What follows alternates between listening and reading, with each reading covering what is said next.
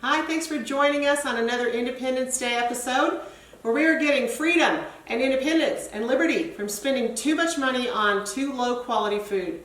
So before my very special guest John Parker shows you some magical things to do with ribs, I just want to show you the final product from my last episode of the wonderful potato salad that I showed you how to make.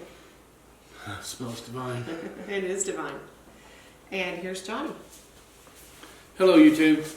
Well, so we need something to go with that marvelous potato salad. So what better on Independence Day than smoked pork ribs?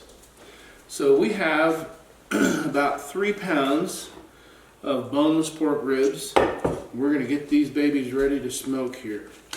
So we're going to make a marinade first of all before we put our spice rub together, and it's fairly simple. We're just going to use about a 1/4 cup, depending on how much meat you have to smoke. We're going to use about 1/4 cup of Lee & Perrins Worcestershire sauce. Do not use any other brand. It's all fake. Lee & Perrins, and they're not sponsoring us. Takes about 13 months to make, and there is no substitute, so be warned. We're going to use about, depending on the amount of meat you got, you can make this recipe up or down. You use about 2 to 1 Lee & Perrins to olive oil, so we're going to put about 1/8 of a cup or so, and then we're going to use about a tablespoon or so of liquid smoke, whatever brand you can find. Close enough. So mix that up, and we're going to drizzle this over our ribs. And you're probably wondering why I have these flashy gloves. That's because we're going to marinate this, but we're also going to rub it and massage it into the ribs so we get really good penetration, because we want this to not only be a fixative for our rub mix, but we want the added flavor of the smoke and the Lee & Perrins. So we are firmly squashing this into our ribs.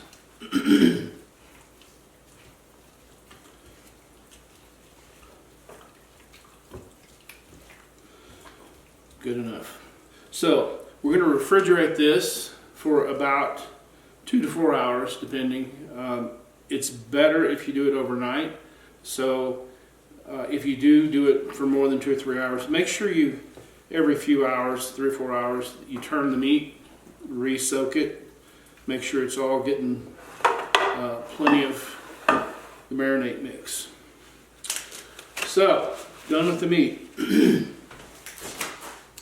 Now, this is my favorite, and this is my personal recipe. This is my personal rib rub mix.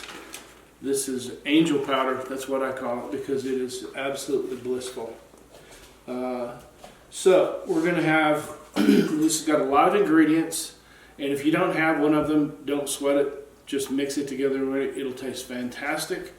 But if you do have them all, every single one of these spices contributes something to the flavor of these ribs. And I'm going to tell you, it will knock your socks off. So to start off with, we have 1/2 cup of brown sugar. If you like a sweeter mix, you can add 1/4 to 1/2 cup of white sugar to this mix. We prefer it not quite so sweet tasting, so we're going to leave the white sugar out of this. We're going to use about a 1/4 of a teaspoon of Ancho chili powder, which we're out of. And it's going to be on, this recipe is going to be on the website. Yeah, I forgot to tell you. There's going to be a link down below to the recipe, so If you didn't catch it on the video, that's fine. So, ancho chili powder, don't have it, so we're going to substitute and put 1/4 teaspoon of chipotle. Then we've got 2 tablespoons of paprika.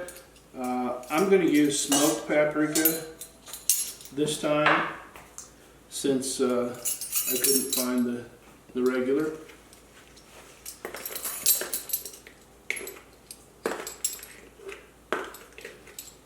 Close enough. Then we've got 2 tablespoons of just regular chili powder. A little more for luck. We have 1/2 teaspoon of cayenne pepper. You want to be careful with the cayenne because this can get spicy in a hurry.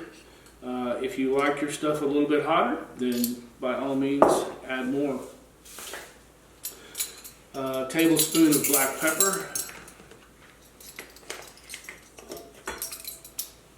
Close enough. And 2 teaspoons of garlic powder.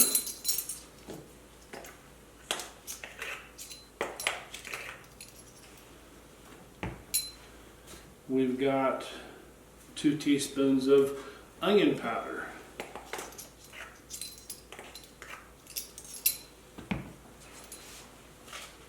One teaspoon of white pepper. This is optional if you don't have white pepper. Most people don't. Don't sweat it. No biggie.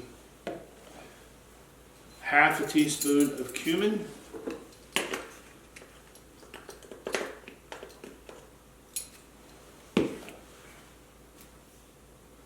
Half a teaspoon of ground ginger.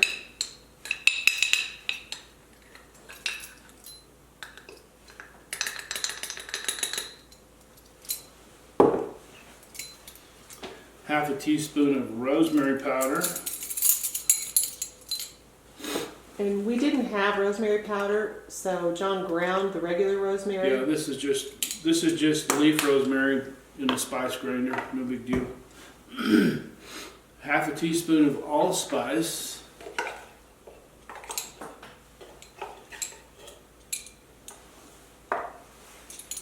And about a tablespoon of kosher salt or sea salt, somewhere in there.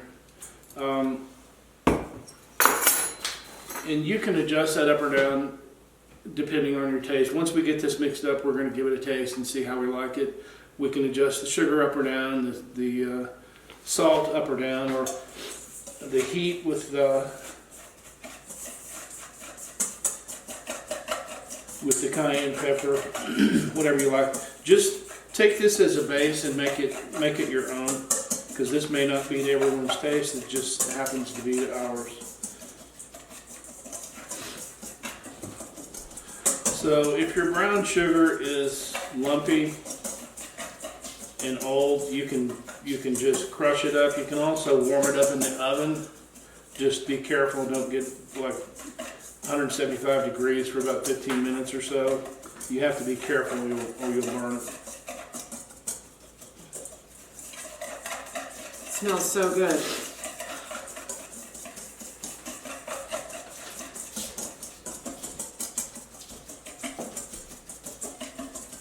And you want to keep on mixing this until the brown sugar clumps are gone. Okay, I know we're going to marinate this, John, before you put the rub on, but do you want to tell them anything else about putting the rub on that they need to know? Sure, we'll get to that in just a second here. Okay. Okay, good enough. Brown sugar is still a bit lumpy, but I don't care.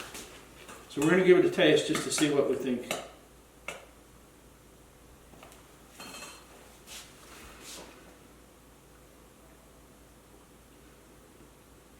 Wow, that's awesome. That is good. That's going to be incredible.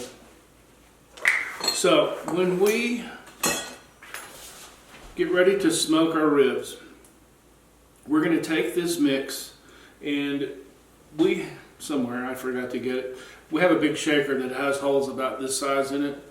So you're gonna use one hand to shake the stuff onto your ribs. You're gonna use the other hand to turn the ribs. You know, you don't want to cross-contaminate. So use one hand for turning the pork, one for shaking on your stuff. And so we're gonna put this on pretty thick. We want to have it to have a really nice coating. And then when we're ready to put our ribs on the rack, we will take a basting brush and whatever juice and mixtures left over in the pan, we're just going to use that to just spread it all over the top of the ribs. You want it to be, it's going to be sort of wet, but that's okay because we're going to use a pellet smoker, and it's hard to get a really good bark, or at least for me it is, with a pellet smoker. And then we're going to take these ribs, once they're ready, we're going to smoke them at a really low temperature, again because it's a pellet smoker, and that'll give it a good smoke flavor. And then we're going to turn the heat up to about 250 degrees for about 3 to 4 hours, depending on the meat temperature. Every smoker is different. You'll have to adjust your time, your cook time, and your temp. What we want to see in these ribs is we want them to be at least 145 degrees internal temperature. I like to have mine closer to 150 just to make sure it's all done. But we'll show you the smoking process when these ribs are all marinated and ready to go on the smoker. And then we'll show you the finished product as they come off. And then we will eat these babies with this wonderful potato salad and whatever else Beverly happens to cook up. So we'll be back when it's time to put the ribs on the smoker.